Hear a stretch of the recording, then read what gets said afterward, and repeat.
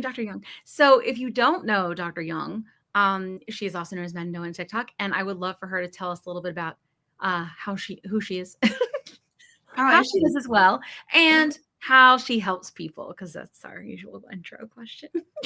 So I'm an endocrinologist. I'm solo private practice, and I see a variety of people with different endocrine disorders. I think just because of the how common it is. Type 2 diabetes by the most common thing that I see, but I also see people with other endocrine disorders like thyroid disease, renal disease, obesity, PCOS, low testosterone, and so on. I wanted to talk with you a little bit about because you mentioned PCOS. I feel like it seems to, what we've learned from the doctors on the show, it's like a very, I guess, missed diagnosis, or it's hard to diagnose, or it goes a long time to get diagnosed, or it's kind of overlooked. Why do you think that is?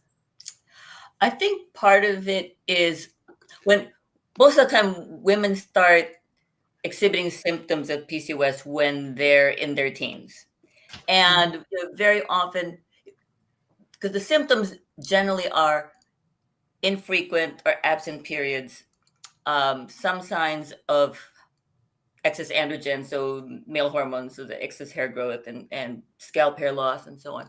And I think when someone is just starting to get their periods in their teens, they don't realize that some of what they're experiencing is no longer within the realms of normal. Mm-hmm.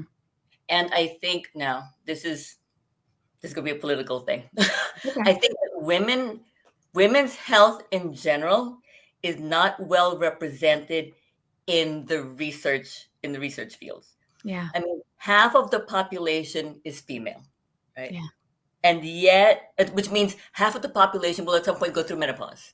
And yet menopause is such an poorly understood disease. Okay? Right. And 10% of women develop PCOS.